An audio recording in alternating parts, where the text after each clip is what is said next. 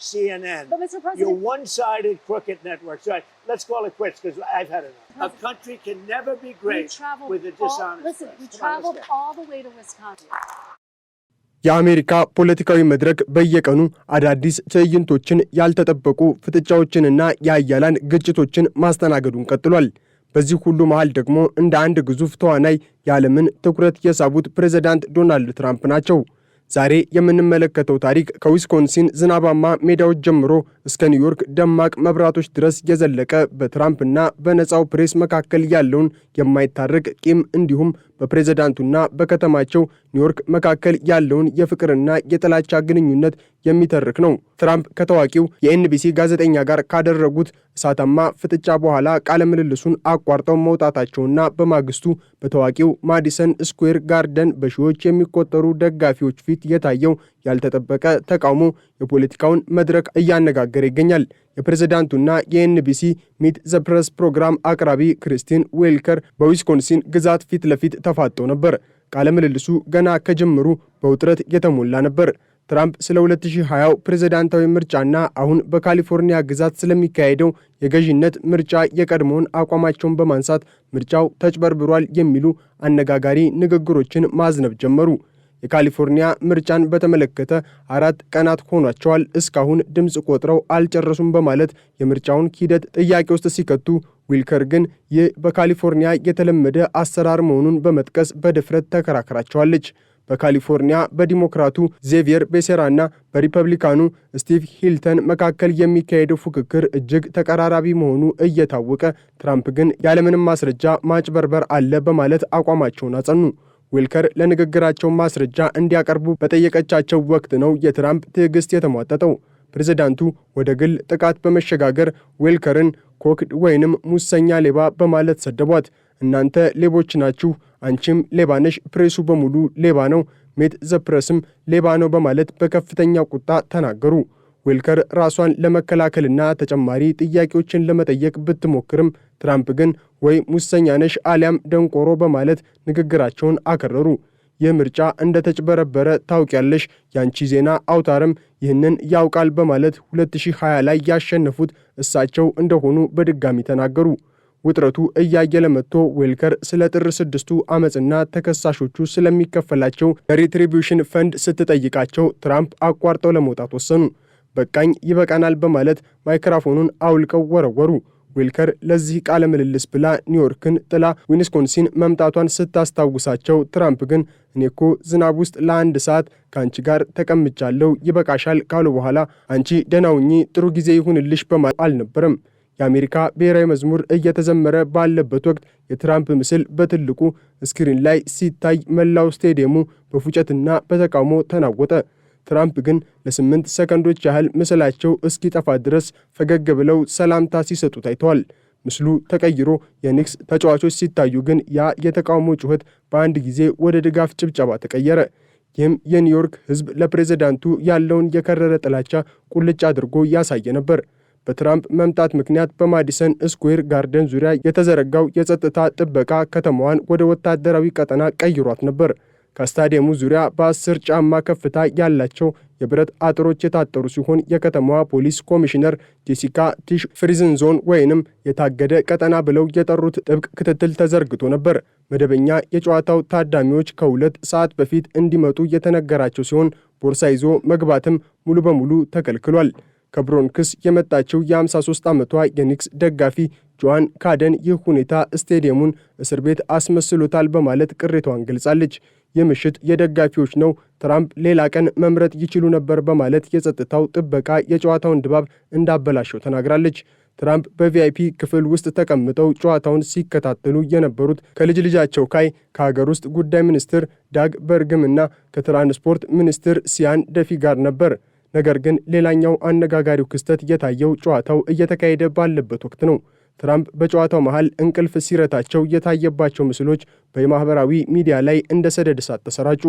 ኒክስ ጨዋታውን 115 ለ111 በሆነ ጠባብ ውጤት ሲሸነፍ የትራምፕ እንቅልፍ መውሰድ ግን ከጨዋታው ውጤት በላይ መነጋገሪያ ሆኗል። ኒውዮርክ ለካማላ ሃሪስ ከፍተኛ ድምጽ የሰጠች ከተማ መሆኗን የምናስታውስ ከሆነ የትራምፕ እንዲህ ባለ ቦታ መገኘት ራሱ ትልቅ የፖለቲካ ጡንቻ ማሳያ ቢሆንም ውጤቱ ግን በተቃውሞ የተሞላ ነበር። በስቴዲየም ውስጥ ግን የፖለቲካው ዓለም ተቃራኒ ዋልታዎች ተገኝተው ነበር።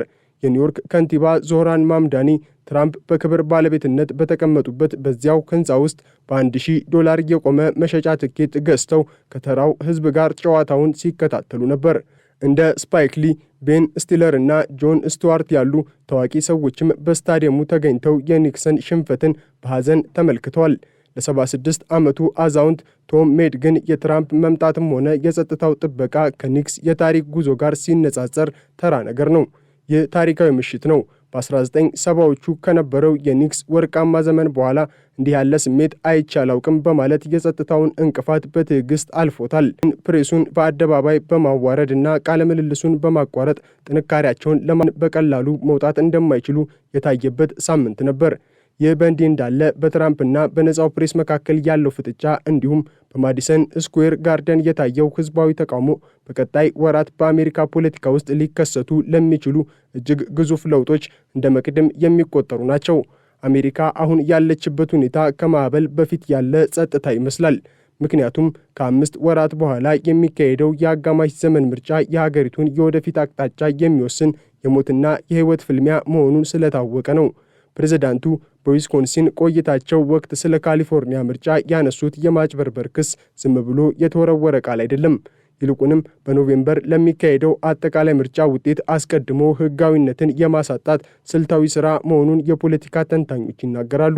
በካሊፎርኒያ በዲሞክራቱ ዜቪየር ቤሴራ እና በሪፐብሊካኑ ስቲቭ ሂልተን መካከል የሚታየው እጅግ ጥብቅ ፉክክር ትራምፕ ምርጫው ተጭበርብሯል የሚለውን አሮጌ ካርታቸውን ዳግም እንዲመዙ አስገድዷቸዋል።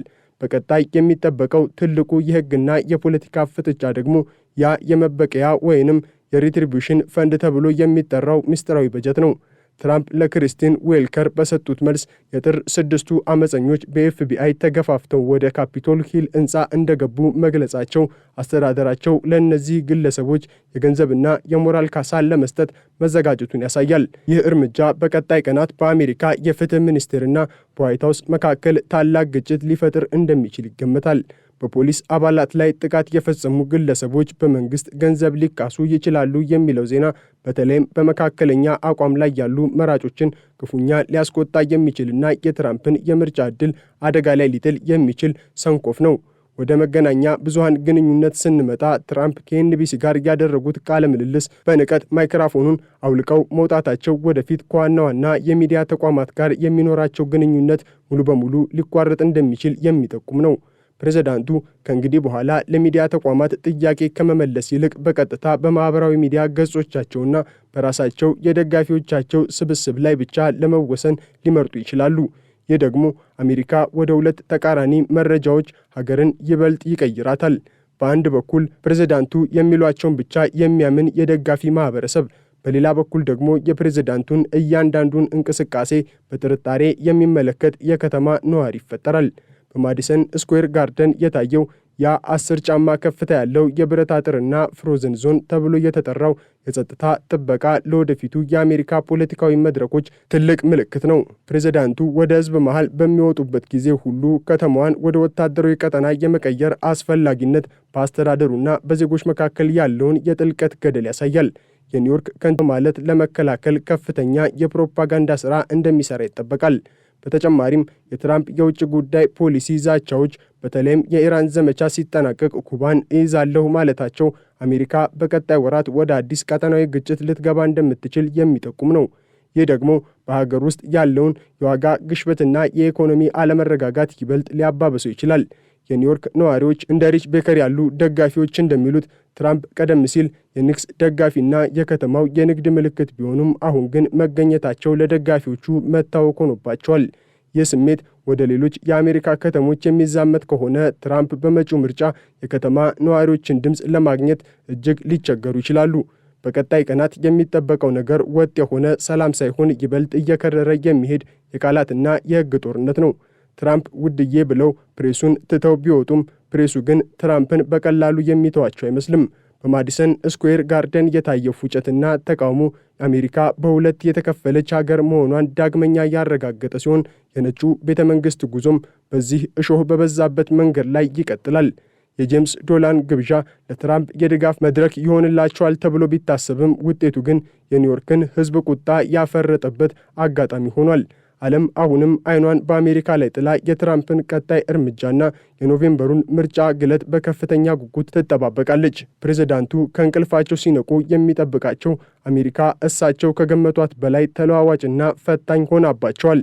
የትራምፕ እንቅልፍ መውሰድ፣ የጋዜጦች መሰደብ፣ የኒውዮርክ ጎዳናዎች መዘጋትና የኒክስ ሽንፈት ተደምረው የአሜሪካን የአሁኑን ገጽታ ቁልጭ አድርገው ያሳያሉ። በፖለቲካው ውጥረት የታመሰች ሀገር፣ ለስፖርት ትልቅ ፍቅር ያላት ከተማና ማንም ሊገምተው የማይችለው የትራምፕ ባህሪ በአንድ መድረክ ላይ ሲታዩ ለወደፊቱ የአሜሪካ ዕጣ ፈንታ ትልቅ ጥያቄ ምልክት ጥለው አልፈዋል። ትራምፕ ውድዬ ብለው ጋዜጠኛዋን ትተው ቢወጡም የዓለም አይን ግን አሁንም በፕሬዝዳንቱ ላይ ተተክሎ ቀጥሏል።